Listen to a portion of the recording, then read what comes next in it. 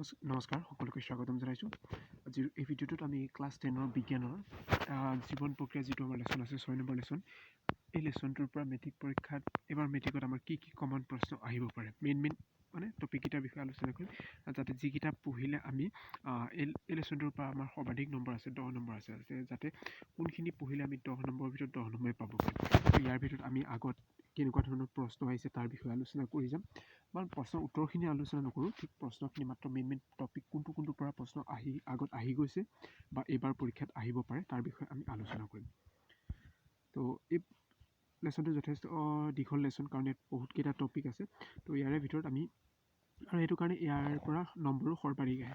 তো এই লেচনটোৰ পৰা আমাৰ এইখিনি আমাক নালাগে, প্ৰথম যিখিনি আছে এইখিনি নালাগে। তো ইয়াৰে ভিতৰত আমাৰ পৰিপুষ্টি কি এইটো বস্তু আহিব পাৰে। এইটো পৰিপুষ্টি কি, এইটো তোমালোকে চাই থবা, এইটো ইম্পৰ্টেণ্ট হ'ব পাৰে। তাৰপিছত শ্বসন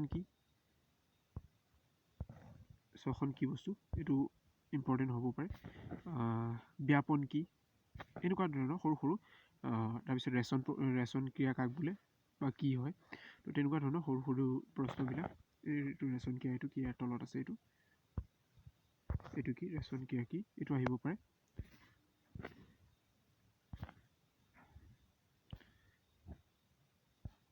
তাৰপিছত আহিলে চবতকৈ ইম্পৰ্টেণ্ট বস্তুটো হৈছে আমাৰ ইয়াত আহিলে 1 নম্বৰত স্বপোষী আৰু পৰপোষী। স্বপোষী কাক বোলে আৰু পৰপোষী কাক বোলে, উদাহৰণ। এইটো মষ্ট ইম্পৰ্টেণ্ট, প্ৰায় পৰীক্ষাত আহি গৈছে। এইবাৰ আমাৰ তিনিচুকীয়া ডিষ্ট্ৰিক্টৰ যিখন টেষ্টৰ পেপাৰ আছিলে, টেষ্টৰ পেপাৰটো এই প্ৰশ্নটো আহিছিলে, স্বপোষী আৰু পৰপোষী জীৱৰ মাজত পাৰ্থক্য লিখা, তেনেকৈ প্ৰশ্ন আহিছিলে। তো ইয়াত কাক বোলে এইটো আহিব পাৰে আৰু পাৰ্থক্যটো আহিব পাৰে, ইম্পৰ্টেণ্ট হয়। তাৰপিছত নেক্সট টপিকটো আমাৰ সালোক সংশ্লেষণৰ ওপৰত আহিব পাৰে। সালোক সংশ্লেষণৰ ওপৰত, তাৰে ওপৰত এইটো পত্ৰহৰিত, এইবিলাক প্ৰশ্ন আহিব পাৰে। পত্ৰহৰিতৰ বিষয়ে, সালোক সংশ্লেষণৰ বিষয়েটো আমাৰ আহিব। সালোক সংশ্লেষণটো যথেষ্ট ইম্পৰ্টেণ্ট। সালোক সংশ্লেষণ কাক বোলে এইটো আহিব পাৰে, বা সালোক সংশ্লেষণত সংঘটিত হোৱা বিক্ৰিয়াটো, এই বিক্ৰিয়াটো আহিছে, ইম্পৰ্টেণ্ট হয়। তাৰপিছত এইবাৰ টেষ্টত আমাৰ আৰু এটা প্ৰশ্ন আহিছিলে যে সালোক সংশ্লেষণত সংঘটিত হোৱা 3টা কাৰ্য কি, এই 3টা ইম্পৰ্টেণ্ট হয়।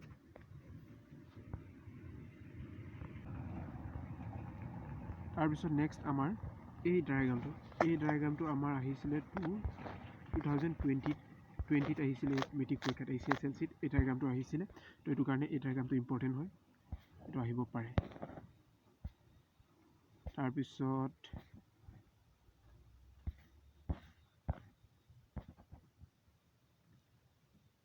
আহিলোঁ আমি পত্ৰৰন্ধ্ৰৰ বিষয়ে। পত্ৰৰন্ধ্ৰ কি, পত্ৰৰন্ধ্ৰৰ বিষয়ে আমি ক্লাছ 9ত পাই আহিছিলোঁ। তো পত্ৰৰন্ধ্ৰৰ কাম কি, এইটো বস্তু ইম্পৰ্টেণ্ট হয়, এইটো পৰীক্ষাত আহিব পাৰে।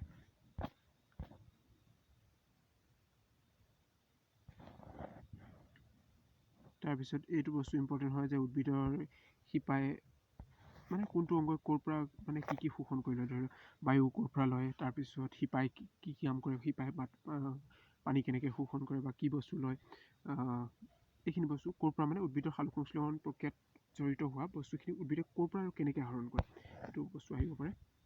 ধুনীয়াকৈ দিয়া আছে, মাটিৰ পৰা খনিজ পদাৰ্থ আৰু পানী শোষণ কৰে। তাৰপিছত আহিলে পৰপোষীৰ বিষয়ে। পৰপোষীৰ বিষয়ে ইমান ঠিক ইম্পৰ্টেণ্ট নাহে বাৰু, কিন্তু পৰপোষীবিলাক উদাহৰণকেইটা কেইটামান আমি চাই থ'লে হ'ল।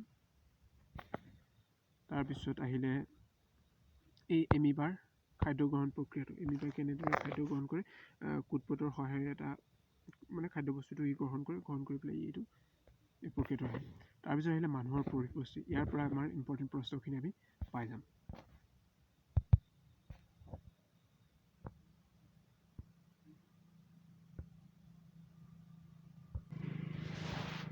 অ'কে, ইয়াত আমাৰ কি আহিব পাৰে, আমাৰ যিটো আমাৰ খাদ্য পাচন প্ৰক্ৰিয়া, এই গোটেই প্ৰক্ৰিয়াটোৰ বিষয়ে আহিব পাৰে। কিন্তু প্ৰক্ৰিয়াটো ডাইৰেক্ট যে গোটেই আমাৰ পাচন প্ৰক্ৰিয়াটোৰ বিষয়ে বুলি নাহে, প্ৰথমে এটা পাৰ্ট, প্ৰথমে এটুকুৰা আমাৰ মুখ গহ্বৰত খাদ্য কি অংশ পাচন হয় এইটো আহিব পাৰে। তাৰপিছত পাকস্থলীত, তাৰপিছত ক্ষুদ্ৰান্তত, তাৰপিছত বৃহদান্তত, এনেকৈ প্ৰত্যেকটোৰ কাৰণে বেলেগ বেলেগকৈ আমি মানে যদি অৱশ্যে গোটেইখিনি একেলগে বুজি পালেও হ'ব, কিন্তু প্ৰত্যেকটো বেলেগ বেলেগ আহিব পাৰে। মূল গৰ্ভত খাদ্য কেনেকৈ পাচন হয় এই প্ৰক্ৰিয়াটোৰ বিষয়ে, বোলে পাকস্থলীত কেনেধৰণে পাচন প্ৰক্ৰিয়া সংঘটিত হয়, বা পাকস্থলীত এচিডৰ ভূমিকা কি, তেনেকুৱা ধৰণৰ প্ৰশ্নবিলাক। ক্ষুদ্ৰ বা ক্ষুদ্ৰান্তত খাদ্য কি অংশ বা কেনেধৰণে পাচন হয়, এইবিলাক আহিব পাৰে। তো ইয়াৰ ভিতৰত আমাৰ যিখিনি উৎসেচকৰ বিষয় আছে, চবতকৈ মেইন ইম্পৰ্টেণ্ট কুৱেশ্যনটো হৈছে এইটো, লালতি এমাইলেজ। এই লালতি এমাইলেজটোৰ পৰা প্ৰশ্ন আহিব পাৰে। ইয়াত দুটা ধৰণে হ'ব পাৰে, যে লালতি গ্ৰন্থিয়ে নিঃসৰণ কৰা উৎসেচকবিধৰ নাম, তাৰপিছত খাদ্যৰ শ্বেতসাৰ ভাঙি সৰল শ্ৰেণীলৈ পৰিৱৰ্তন কৰা উৎসেচকবিধৰ নাম, তেনেকৈ প্ৰশ্ন আহিব পাৰে।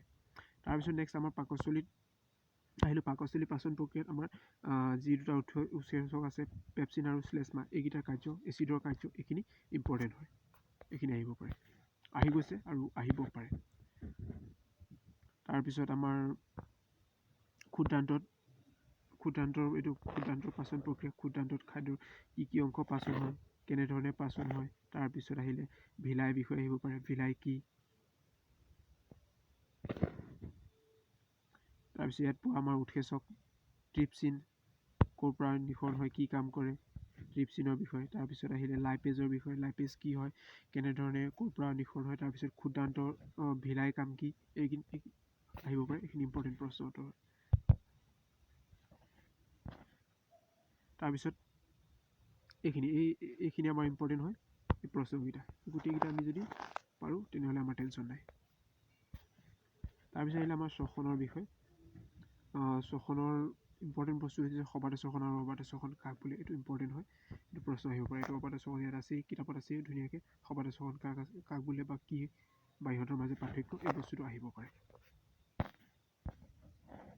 তাৰপিছত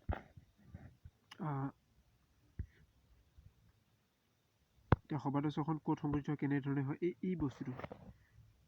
অক্সিজেনৰ উপস্থিত হ'লে তাৰ কি উৎপন্ন হয়, অক্সিজেনৰ অনুপস্থিতিত। তাৰপিছত অক্সিজেনৰ উপস্থিত হ'লে কি হয়, তাৰপিছত অক্সিজেন পৰিমাণ কমি গ'লে কি হয়, লেক্টিক এচিডৰ উৎপন্ন হয়। এই বস্তুবোৰ ইম্পৰ্টেণ্ট হয়, ইয়াৰ পৰা প্ৰশ্ন হয়।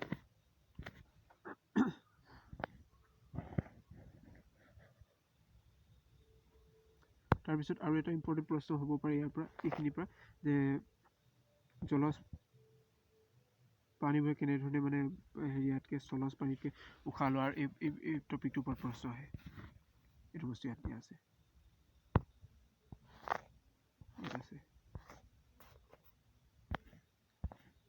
ইম্পৰ্টেণ্ট হয়।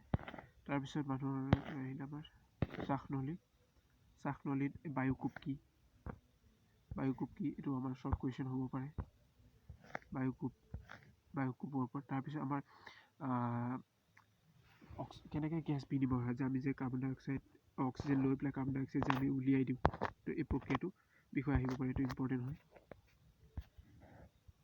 তাৰপিছত তেজৰ কোনটো অংশ কি, হিমগ্ল'বিন, এই বস্তুটো। হিমগ্ল'বিনটো কোনে কঢ়িয়ায়, কাৰ্বন ডাই অক্সাইডটো কোনে কঢ়িয়ায়, কেনেকৈ যায়। তেজৰ মানে যিখিনি আমাৰ ৰক্তকোষ আছে, কোনটোৱে কি বস্তু পৰিবহণ কৰে, এই বস্তুটো ইম্পৰ্টেণ্ট হয়। তাৰপিছত ইয়াৰ প্ৰশ্নটোখিনি এইখিনি প্ৰশ্নটো ইম্পৰ্টেণ্ট হয়, এইখিনি প্ৰশ্ন আহিব পাৰে। তো এইখিনি কৈ গ'লো, ইম্পৰ্টেণ্টখিনি আমাৰ সোমাই গ'ল। তাৰপিছত আহিলে পৰিবহণৰ বিষয়। পৰিবহণ মানে তেজ কেনেদৰে চলাচল কৰে। তো এই পৰিবহণৰ ভিতৰত আটাইতকৈ ইম্পৰ্টেণ্ট বস্তুটো হৈছে আমাৰ এইটো হৃদযন্ত্ৰ। এইটো বস্তু ইয়াত ছবি আহিব পাৰে, আহেই মানে। আৰু হৃদযন্ত্ৰত কেনেধৰণে তেজ চলাচল কৰে, কোনফালৰ পৰা সোমাই কোনফালে ওলাই যায়, সেইটো। তাৰপিছত আমাৰ পৰিবহণ তন্ত্ৰটো কিয় দ্বৈত পৰিবহণ তন্ত্ৰ বুলি কোৱা হয়, কাৰণ ইয়াৰ মাজে দুবাৰ তেজ চলাচল কৰে। এই বস্তুটো দ্বৈত পৰিবহণ তন্ত্ৰ বুলি কিয় কোৱা হয়, এইটো প্ৰশ্ন আহে, পৰীক্ষাত আহিব পাৰে। তাৰপিছত আহিলে এই টপিকটোৰ পৰা আমাৰ প্ৰশ্ন আহে, ৰক্তৰ যিবিলাক শিৰা আৰু ধমনীৰ মাজত পাৰ্থক্য, কোনটোৱে কেনেধৰণে কাম কৰে, এই বস্তুটোৰ পৰা প্ৰশ্ন আহে। তাৰপিছত এই লসিকাৰ পৰা প্ৰশ্ন আহে, লসিকাটো ইম্পৰ্টেণ্ট হয়। তাৰপিছত উদ্ভিদৰ দেহত কেনেধৰণে গেছ কেনেধৰণে পৰিবহণ হয়, এই বস্তুটোৰ পৰা প্ৰশ্ন আহে। তাৰপিছত পানী পৰিবহণৰ কাৰণে আমাৰ কি কলা আছে, জাইলেম কলাটো, জাইলেমে কেনেধৰণে পৰিবহণ কৰে। ইয়াত দুটা কাৰ্য আছে, দুটা প্ৰক্ৰিয়াৰে পানী পৰিবহণ কৰিব পাৰে, এইটো আহে। তাৰপিছত খাদ্যবস্তু কেনেকৈ পৰিবহণ হয়, এইটো ইয়াত আছে। খাদ্যবস্তু কেনেকৈ পৰিবহণ কৰে, ফ্লোএম কলাই কেনেদৰে পৰিবহণ কৰে, এইখিনি বস্তু ইয়াত আছে। এইটো প্ৰশ্ন আহিব পাৰে। তাৰপিছত আৰু এটা জাইলেম আৰু ফ্লোএমৰ মাজত পাৰ্থক্যটো আহে, ইম্পৰ্টেণ্ট হয়। তাৰপিছত এই বাষ্পীভূষণ কি, এই প্ৰক্ৰিয়াটোৰ বিষয়ে আহে। তোমালোকে এটা কাম কৰিবা, মই ইম্পৰ্টেণ্টবিলাক মই কৈ গৈছোঁ, তোমালোকে বহী এখনত নোট কৰি ল'বা। তাৰপিছত সেইখিনি পঢ়িলেও হ'ব, এইখিনি কাৰণ এই লেচনটোৰ পৰা সেইখিনি প্ৰশ্নই বাৰে বাৰে আহি আছে আৰু আহি থাকে। তাৰপিছত আহিলোঁ আমাৰ ৰেচন তন্ত্ৰটোৰ বিষয়ে, ৰেচন অংগৰ বিষয়ে। তো এই ছবিটো আমাৰ ইম্পৰ্টেণ্ট হয়, এই ছবিটো পৰীক্ষাত আহিছে, তো এইবাৰো আমাৰ কাৰণে ইম্পৰ্টেণ্ট হয়। তাৰপিছত ৰেচন তন্ত্ৰত কি কি অংগ আছে, ইম্পৰ্টেণ্ট হয়, কি কি বস্তু থাকে এই ৰেচন তন্ত্ৰত থকা অংগবিলাক, এইবিলাক। তাৰপিছত ইয়াৰ কাৰ্য, মূত্ৰ কেনেকৈ উৎপন্ন হয়, ইয়াৰ কাৰ্য, গোটেই প্ৰক্ৰিয়াটো, এইটো ইম্পৰ্টেণ্ট প্ৰশ্ন। এইটো টেষ্টৰ পৰীক্ষাটো এইবাৰ আহিছিলে। তাৰপিছত এই নেফ্ৰনৰ ডায়েগ্ৰামটো ইম্পৰ্টেণ্ট হয়, নেফ্ৰনৰ ডায়েগ্ৰামটো আমাৰ আহে, ইম্পৰ্টেণ্ট হয়। তো নেফ্ৰনৰ কাৰ্য, তো নেফ্ৰনক কিয় নেফ্ৰন কাৰ্ক বুলি এইটো আছে। তাৰপিছত নেফ্ৰনক কিয় একক বুলি কোৱা হয়, পৰিবহণ ৰেচন তন্ত্ৰৰ একক বুলি কোৱা হয়। তাৰপিছত আহিলে উদ্ভিদৰ ক্ষেত্ৰত ৰেচন, উদ্ভিদৰ কেনেকৈ মানে উদ্ভিদৰ দেহত বৰ্জিত পদাৰ্থসমূহ কেনেকৈ বাহিৰলৈ উলিয়াই দিয়ে, ইয়াত আছে বিভিন্ন পদ্ধতি, কেইবাটাও পদ্ধতি আছে। গছৰ পাতত সঞ্চয় কৰি পেলাই তাক উলিয়াই দিয়ে, তেনেকুৱা ধৰণৰ। তাৰপিছত এই প্ৰশ্নকেইটা ইম্পৰ্টেণ্ট হয়, এইকেইটা প্ৰশ্ন আহিব পাৰে। তো এইখিনি আছিলে। তো আৰু প্ৰশ্ন অনুশীলনী যিখিনি আমাৰ প্ৰশ্ন উত্তৰ আছে, অনুশীলনী প্ৰশ্নখিনি আমি চাব লাগিব, এইখিনিও যথেষ্ট ইম্পৰ্টেণ্ট হয়। তো এইখিনি আছিলে এই লেচনটোৰ পৰা ইম্পৰ্টেণ্ট বস্তু। এইখিনি যদি বস্তু আমি ভালদৰে পঢ়োঁ, তেনেহ'লে এইবাৰ এই লেচনটোত আমি 10ৰ ভিতৰত 10 নম্বৰ পাব পাৰিম, কাৰণ এইটোৱে হৈছে বিজ্ঞানৰ আটাইতকৈ সৰ্বাধিক নম্বৰ থকা লেচন। যদি ভিডিঅ'টোৰ পৰা কিবা এটা লাভ হ'ল, তেনেহ'লে ভিডিঅ'টো লাইক কৰিবা, শ্বেয়াৰ কৰিবা। ধন্যবাদ।